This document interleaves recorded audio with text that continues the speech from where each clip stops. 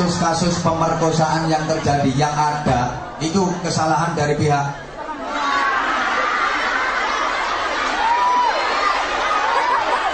rata-rata kasus asusila yang ada itu rata-rata kesalahan dari pihak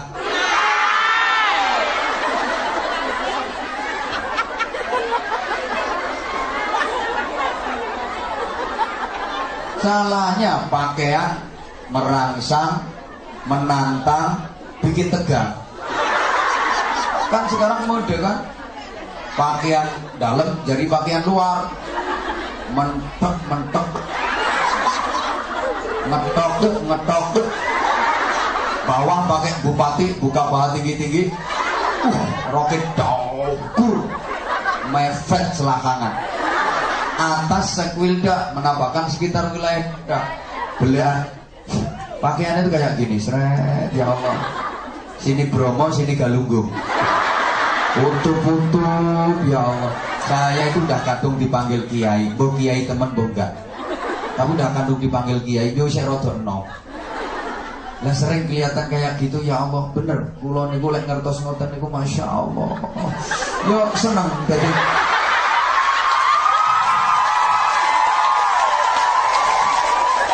loh seneng nuturi durung rampung di sorak terus tidak kira-kira dengarkan dulu saya itu jujur kalau lihat yang kayak gitu seneng nuturi dan pasti saya berdoa agar kita model aku tuh ya Allah moga-moga dicoloti kiri nanti kerayah dikeok bisa mesti resik si modelnya ben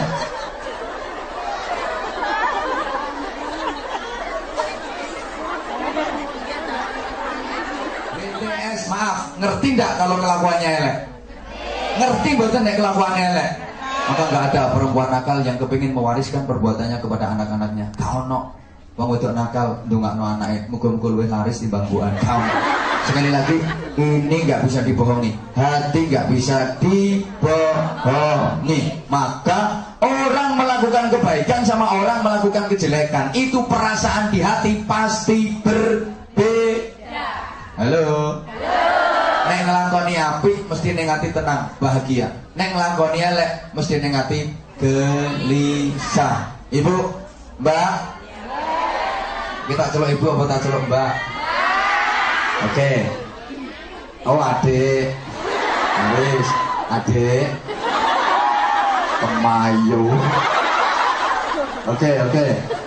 Uang itu nek ngelakoni apik mesti ning ati tentrem bahagia, tapi nek ngelakoni elek mesti ning ati resah, gelisah. Pasti itu, pasti. Coba saya tanya, bawa uang sendiri sama bawa uang organisasi rasanya sama apa beda? Beda. Kalau bawa uang sendiri tenang, bawa uang organisasi entit-entitan mesti gelisah. Makan jatah sendiri sama makan jatahnya orang lain sama apa berbeda? Beda. Halo. Di bawah suami sendiri sama di bawah suami orang itu rasanya sama apa beda?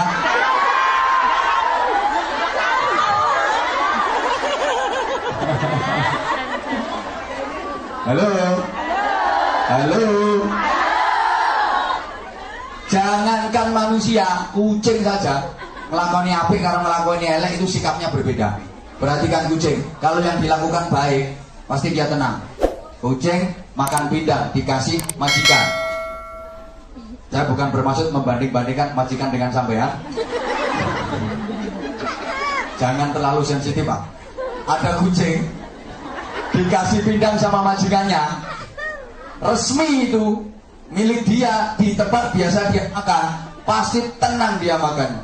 Mesti anteng, mangan iso khusyuk, ngalang-ngali sholatnya sampean. Karena sampean sholat gak pernah khusyuk. Lalu enak-enak ruko diceluk majikan, kau bagian itu. Sholat dengan majikan itu penting majikan.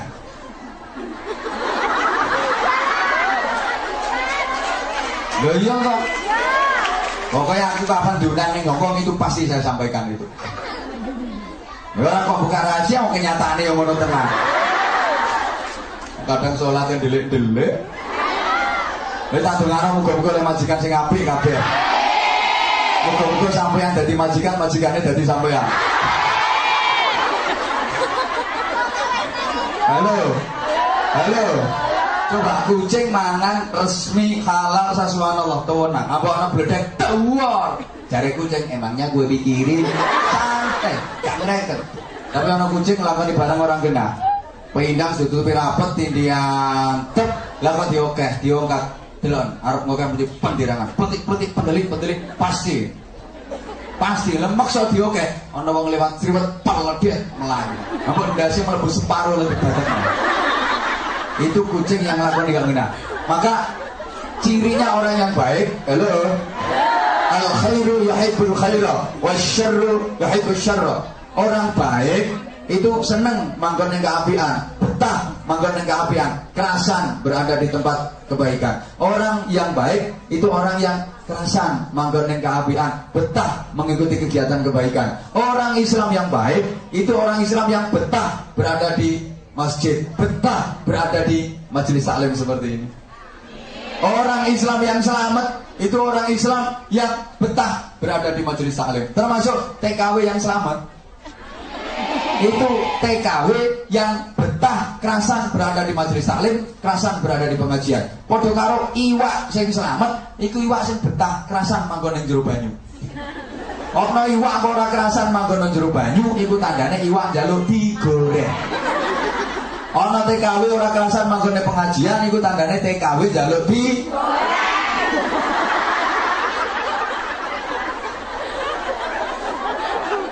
Ini kata Pak Konsul Kajari tadi kan agar 63 itu nggak bertambah.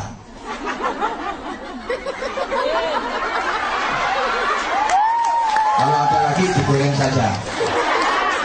Tapi selama sampean seperti ini insya Allah aman. Tapi nggak mungkin zaman seperti ini terus, nggak mungkin. Apa sama janji akan seperti ini terus? Di kamar mandi? Ya enggak, artinya dalam kehidupan keseharian subhanallah ajining rogo sarono insya Allah kalau pakaian-pakaian kayak gini kan Anda kelihatan lebih cantik. Benar. Semakin terhormat, anggun, berwibawa dan tidak mudah digoda oleh lanangan. Ya iya. Emang bener yang kalau saya ngaji di daerah Indonesia sana, tak sampai no. Dadi wong wedoi supaya selamat coro jajan Tirwo Lemper Nogosari. Rukun aman gak dirubung laler. Soalnya bungkusan rapet. Ojo tiru bikang. Wis sudah ngelowek bisa. Dirubung laler. Bener. Rata-rata kasus-kasus pemerkosaan yang terjadi yang ada itu kesalahan dari pihak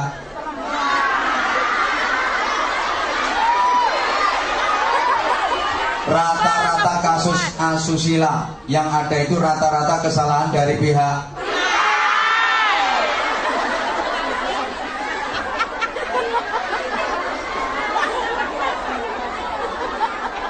salahnya pakaian merangsang, menantang, bikin tegang. Kan sekarang mode kan pakaian dalam jadi pakaian luar, mentok ngetok bawah pakai bupati buka paha tinggi roket daukur mefet selakangan atas sekwilda menampakkan sekitar wilayah belian pakaiannya itu kayak gini seret ya Allah sini Bromo sini Galunggung putup ya Allah saya itu udah kadung dipanggil kiai bo kiai temen bo enggak tapi udah kadung dipanggil kiai yo saya rodok no lah sering kelihatan kayak gitu ya Allah bener kula niku lek ngertos ngoten niku Masya Allah yo seneng jadi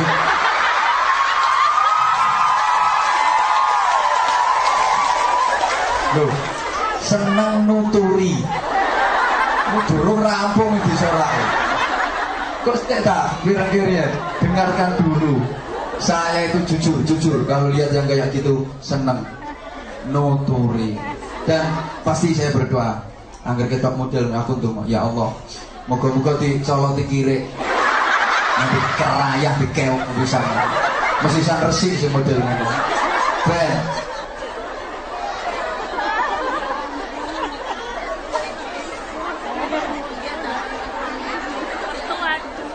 Halo. Hati, fuadun. Ya, sekarang saya kirim pemahamannya. Tak kirim pemahamannya di sini, Mbak. Tak kirim pemahamannya dulu. Kolbu tadi di mana? Kolbu tadi di mana? Rupanya ya cerdas-cerdas. Tak potongan tapi cerdas-cerdas. Informasi yang masuk ke otak manusia itu sumbernya dari mana? Otak mana? Informasi yang masuk ke otak kita itu sumbernya dari mata dan telinga. Dari mata dan dari mata dan apa yang dilihat mata, apa yang didengar telinga masuk ke dalam otak. Ditimbang-timbang oleh otak, kemudian turun ke hati, tertanam di hati, muncul secara spontan jadi perilaku. Saya ulang, apa yang dilihat mata, apa yang didengar telinga itu masuk ke otak, ditimbang-timbang oleh otak, turun ke hati, tertanam di hati, muncul spontan jadi perilaku, jadi akhlak. Maka perilaku, akhlak, moral, karakter itu tergantung apa yang masuk dan tertanam di hati. Kalau yang masuk dan tertanam di hati baik, maka muncul jadi perilaku baik. Tapi kalau yang masuk dan tertanam di hati jelek, muncul jadi perilaku gampangannya guys. Contoh seperti sering saya sampaikan, ketika kita bersin diucapkan apa? Alhamdulillah. Itu karena memang yang masuk dan tertanam di hati kita Allah. Maka begitu spontan keluar alhamdulillah. Yang diucapkan pasti baik. Tapi maaf, kadang kan ada orang yang bersin itu yang diucapkan bukan alhamdulillah, bukan menyebut nama Allah, tapi malah nama-nama makanan. Wakeh ngono. Bakso, soto, es teh, ada wajib. Itu maaf, berarti yang masuk dan tertanam di hatinya adalah departemen perbadokan. Ini spontan kok, spontan, bener spontan. Iya, kita lagi jalan, kaki terantuk batu, sikil kesandung batu, jebret, innalillah, masya Allah, ya Allah. Ini memang yang masuk dan tertanam di hati kita Allah, maka metune api. Tapi kadang ada orang yang lagi jalan kesandung, jebret, yang diucapkan malah nama-nama binatang. Pokoknya kewan sikil papat yang metu kabeh. Itu berarti kelakuannya kelakuan binatang. Oh no, wedok bisa melakukan asu, ya Allah. Kesandung jebret, jarang, ya. Itu berarti wataknya watak jarang. Itu ini mau itu jarang persis. Polanya kaya jarang, gidrang-gidrangnya kaya jarang, rambutnya ya kaya jarang. Halo. Nguyuh ya kaya jarang. Mau panjang jarang. Sorry. Ini sekali lagi karakter. Maka otak, hati harus dilatih dengan ucapan yang baik. Halo. Iki mudun diawasi. Kau berpaling dariku. Otak, hati harus dilatih. Latihannya dengan ucapan-ucapan yang baik. Bukankah ucapan yang baik itu menentukan akhir hayat seseorang? Man kana akhiru kalamihi la ilaha illallah dakhalal jannah. Barang siapa yang akhir ucapannya di dunia itu adalah kalimat tauhid, la ilaha illallah, maka dia akan masuk surga. Ucapan menentukan. Maka tolong perhatikan, ada satu ungkapan, ada satu dalil yang sering juga saya pakai, cuma belum saya sampaikan ke sampean. I hear, I forget. I see, I understand. I go, I remember. Balane nek gak iso. Gak bisa diulang siaran radio soalnya. Halo. Sami'na fanasina. I hear, I forget. Rati reken kok. Tak angen-angen kok kaya wong bento. Saya dengar, saya lupa. Uy. Pergi. Capek lu gue. I hear, I forget. Saya dengar, saya lupa. Sesuatu itu kalau cuma didengar mudah terlupakan. Saya ulang, Sesuatu itu kalau cuma didengar mudah terlupakan. Biasanya ngaji juga begitu. Ngaji ku nek cuma ngaji kuping, iku sing sering mlebu kuping tengen, metu kuping tengen. Metu kuping kiwa lumayan. Isek masuk ono labete. Ini mendal. Jadi masuk kuping kanan, keluar lagi kuping kanan. Mendal. Maka jangan hanya pakai telinga. Sesuatu yang hanya berdasarkan telinga itu sering salah faham dan sering menimbulkan faham yang salah. Kan banyak fitnah itu gara-gara bisik-bisik tetangga. Gak harus tetangga. Gara-gara ini. Halo. Maka terusannya, I see, I understand. Ya, tiba-tiba kau gede-gede dulu. Enggak tahu kalau di belakang saya banyak orang-orang besar. Mana rasa kade takut besar apanya? Ya, besar orangnya. Saya lihat, saya mengerti. Pak, ngomong ada ngrungokno sampeyan ra ngrungokno aku. Saya lihat, saya mengerti. Kalau dilihat itu lebih mudah dimengerti daripada sekedar didengar. Artinya pengaruh dari melihat itu lebih kuat daripada Saya ulang. Mbak, nang lu mbak aja omong Mbak. Oh, yang wong arek-arek gak nyawang aku terus nyawang sampean. Iya, kuning sampean sama gawe wedak ning aku ora. Nanti aslinya aku wis gosong ini iki. Iya, meskipun gosong tapi alhamdulillah banyak juga yang ngelokno aku ireng. Saya lihat, saya mengerti. Kalau dilihat itu lebih mudah dimengerti. Mulane setitik ngaji itu daripada sekedar ngrungokno ngangge kuping, lebih cepat masuk ke otak yang langsung dibaca. Membaca lebih kuat daripada mendengar. Maka hati-hati menggunakan mata. Apa yang dilihat oleh mata masuk ke otak, ditimbang oleh otak, turun dalam hati. Kemarin sempat saya sampaikan, halo, mata kalau benar penggunaannya, subhanallah, pahalanya luar biasa. Ada dua mata yang kelak di akhirat tidak akan pernah tersentuh api neraka, gak akan pernah terjamah api neraka, gak akan pernah terbakar api neraka. Kalau penggunaan mata itu baik. Satu, mata yang sering digunakan untuk menangis karena takut kepada Allah, menangis karena menyesali dosa yang pernah diperbuat. Dua, mata yang digunakan untuk melihat dan menyaksikan kebesaran Allah SWT, diambil hikmahnya. Juga mata yang digunakan untuk baca Quran, baca kitab, baca buku-buku ilmu yang manfaat. Pokoknya mata yang digunakan untuk melek ngaji, kayak ini mulanya yang ngaji melek. Halo? Sing merem tolong jongkrono pisan.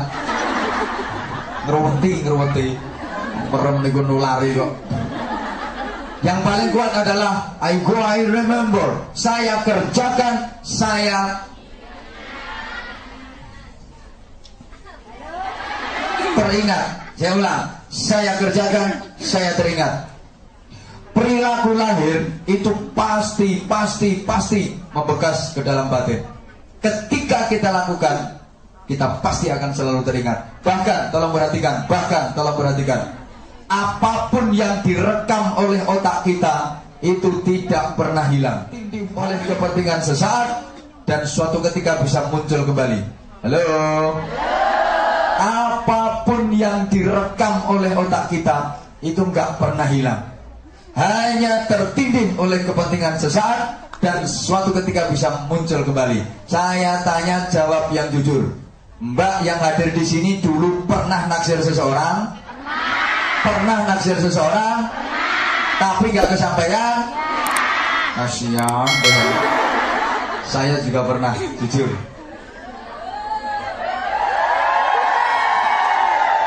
Enggak, tapi yang saya dapat jauh lebih baik daripada yang saya taksir dulu.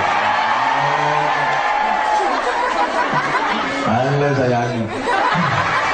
Jujur, saya juga pernah menaksir seseorang, tapi orang yang saya taksir nggak naksir saya. Saya pernah. Loh, saya nggak merasa patut untuk dikasihani. Kenapa? Karena yang saya taksir dengan yang saya justru lebih baik yang saya dapat. Oh, lebih baik yang dapat. Justru yang dulu saya taksir nggak mau itu pasti sekarang menyesal luar biasa dia.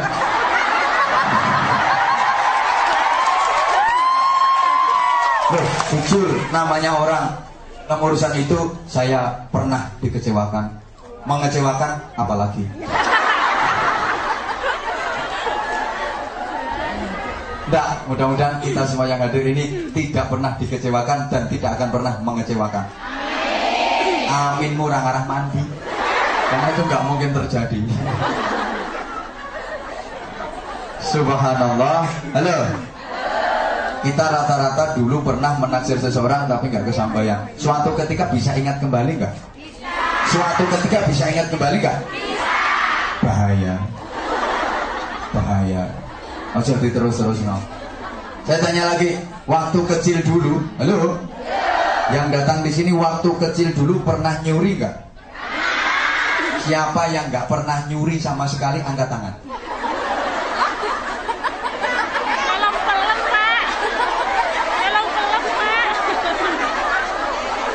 Siapa yang nggak pernah nyuri angkat tangan? Waktu kecil dulu. Pak Hari dulu pernah nyuri? Orang sekarang dari konsul-konsul di KBRI itu dulu kecilnya pasti pernah nyuri. Aku biar tahu kok. Lu jujur kok. Pernah. Nyuri apa? Rahasia. Nanti dengeritano kenakalannya nggak ditiru bocah-bocah. Subhanallah. Pernah. Yombo saya kok iso dadi kiai aku dhewe ra gunung ya. Pernah. Dan suatu ketika pasti itu akan muncul kembali, ingat kembali. Maka hati-hati memasukkan informasi ke otak kita. Hati-hati, harus dilatih dengan pertama ucapan yang baik. Falyaqul khairan aw liyasmut. Ucapkan yang baik. Kalau nggak bisa mengucapkan yang baik, lebih baik diam. Halo. Sama sekalian yang saya hormati rahimakumullah. Falyaqul khairan, ucapkan yang baik. Ucapan yang baik itu ucapan yang manfaat. Ucapan yang manfaat dan diperlukan. Kalau nggak manfaat, nggak diperlukan, nggak usah ngucap, nggak usah ngomong. Ngone kakean malah salah. Coba yang punya anak. Misalnya ketika Saman punya anak nakal, yang Saman ucapkan apa? Bocah kurang ajar, ngono toh? Hei, bocah kok nakal, bocah kok kurang ajar, anak nakal, anak kurang ajar. Dengan sampean ucapkan anak nakal, anak kurang ajar, kira-kira nakalnya, kurang ajarnya waras napa mboten? Malah dadi. Malah nemen padha karo sampean dongano. Anak kurang ajar. Pas ana malaikat, amin. Anak kurang ajar temen iku dongane sampean. Apalagi ibu-ibu iku biasanya rada merawat ning anak. Ibu-ibu iki lho. Rada merawasno, sing wis ibu, sing mbak belum. Yang sudah ibu biasanya merawasno. Kenapa? Marah sama suami, mangkel sama suami, gak berani, akhirnya anak sing dimusuh. Itu rahasia perempuan seperti itu memang. Nang wong lanang mangkel gak wani, anak sing dimusuh. Subhanallah. Kadang anak bocah kualat, ya Allah, kena kualat teman mandi ucapannya sampean dhewe. Lah nek anak sampean kualat berarti sampean mbok-mbokane. Lah sampean meteng iku berarti gembel wong. Sampeyan manak nguweden kuwi yang ngetokno wong. Nah sampeyan gerangane wong kualat. Janganlah, jangan seperti itu. Coba ketika anak nakal sampeyan astagfirullah, subhanallah, ya Allah, kira-kira jadi marah enggak? Gak kira ana wong marah karo zikir. Ketok anak kok subhanallah. Yakin gak mungkin. Gak mungkin jadi marah. Wis sampeyan nggo sapu ya, nggo sapu, kate mbok seblek anakmu. Misalnya wis wis pokoknya sing apik lah, apa subhanallah, apa Allahu akbar, nek Allahu akbar kok kaya ate nglawan setan kan sama kan. Ya ojo terlalu Allahu akbar lah. Niku kaya tani arep mateni wong kafir ae. Lha nek nganten anyar Anda nanya gak apa-apa. Dalam kamar Allahu Akbar. Biar mertua dengar, wah lagi sholat. Allahu Akbar. Dipikir sholat, padahal ya sholat. Ya, padahal sholat gitu. Nenek musuh anak ya Jawa Akbar. Ya Allah, Astagfirullah, Subhanallah. Andaikan itu memukulnya bukan karena nafsu. Andaikan terpaksa kok nyebles tenang, itu nyeblesnya bukan karena nafsu dan tidak ditunggangi setan. Karena setan gak mungkin barengi wong sing zikir. Iya, andaikan terjadi. Tapi insya Allah ketika yang kita ucapkan Astagfirullah, Masya Allah, Ya Allah, mungkin jadi marah. Gak mungkin jadi marah. Saya ngomong-ngomong, marah itu boleh apa enggak? Marah itu boleh apa enggak? Boleh. Oke, kalau boleh tolong tunjukkan saya perda mana yang memperbolehkan orang marah. Perda mana yang memperbolehkan orang marah? Halo? Kalau ayat Quran ayatnya mana? Kalau hadis hadisnya yang mana? Saya kepengen tahu.